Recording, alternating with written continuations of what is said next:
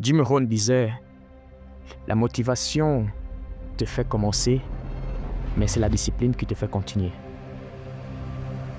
Vous savez, tout le monde a un rêve. Tout le monde a des idées, des projets, des envies de grandeur. Mais très peu ont la force de se lever chaque matin pour faire le travail.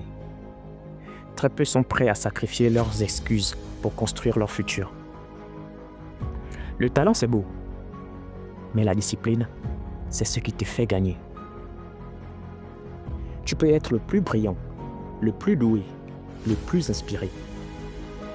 Mais si tu n'agis pas, tu perds contre celui qui, chaque jour, avance un peu, pas vite, pas de manière spectaculaire, mais avec constance, avec rigueur, avec discipline.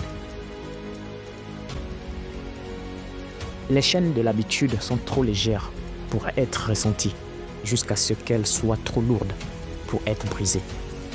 C'est Warren Buffett qui le dit. Regarde autour de toi. Combien de gens avaient du potentiel? Et combien l'ont réellement transformé en réussite?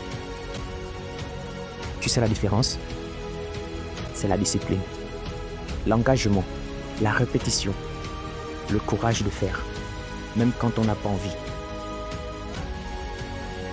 Tu ne peux pas attendre que l'envie vienne. Tu ne peux pas attendre que les conditions soient parfaites. Tu ne peux pas construire un empire en agissant seulement les jours où tu es inspiré. N'attends pas, le temps ne sera jamais juste. C'est Napoléon qui le dit. Si tu veux réussir, tu dois devenir l'architecte de ta vie. Tu dois dessiner, poser brique après brique, même sous la pluie, même dans la douleur. Et ce que tu construis aujourd'hui dans l'inconfort, tu le vivras demain dans le luxe. Tu crois que les grands entrepreneurs ont été portés par des coups de chance?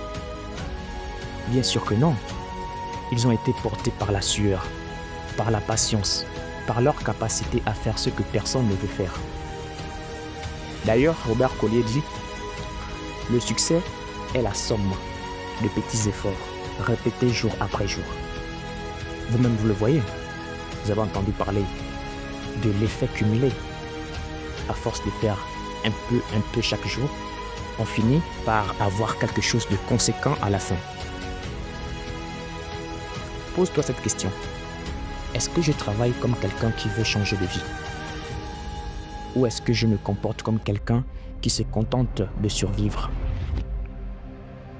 Parce que la discipline, ce n'est pas juste se lever tôt. Non. C'est savoir dire non à ce qui te distrait, à ce qui te ralentit, à ce qui t'éloigne de ta destinée. Les distractions sont devenues normales. Mais la discipline aujourd'hui est un super pouvoir. Celui qui maîtrise sa concentration, sa routine, sa parole et ses pensées devient inarrêtable. Bouddha disait, celui qui est maître de lui-même est plus grand que celui qui est maître du monde. Donc, ne cherche pas l'excitation, cherche plutôt l'alignement. Ton but n'est pas d'être motivé en permanence. Ton but, c'est de faire ce qu'il faut, que tu aies envie ou pas. Parce que le futur te récompensera pour ta constance. La discipline est difficile au début, mais elle devient ta meilleure alliée. Tu prends goût à voir tes résultats. Tu prends goût à te respecter. Tu prends goût à te battre pour toi. Et à force, tu deviens ce que tu fais chaque jour. Si tu veux devenir un entrepreneur libre, un créateur de richesse, un stratège, alors tu dois agir comme tel. Pas une fois, mais tous les jours. Aristote dit, nous sommes ce que nous répétons chaque jour. L'excellence n'est donc pas un acte, mais une habitude. Oublie l'idée du grand coup de génie. Concentre-toi plutôt sur le travail invisible, sur la page écrite quand tu es épuisé, sur la vente que tu fais quand tu doutes. C'est là que tout se joue. Tu peux avoir tous les rêves du monde, mais si ta discipline ne suit pas, tu ne verras jamais le sommet. Tu peux avoir les plus grandes idées, mais sans exécution quotidienne, elles resteront dans ta tête. Alors choisis. Sois esclave de tes envies ou maître de ton destin. Sois porté par tes émotions ou dirigé par ta vision. Sois comme tout le monde ou deviens inarrêtable. Le monde ne couronne pas les plus doués, il couronne les plus déterminés. Le succès appartient à ceux qui persistent quand tout le monde abandonne.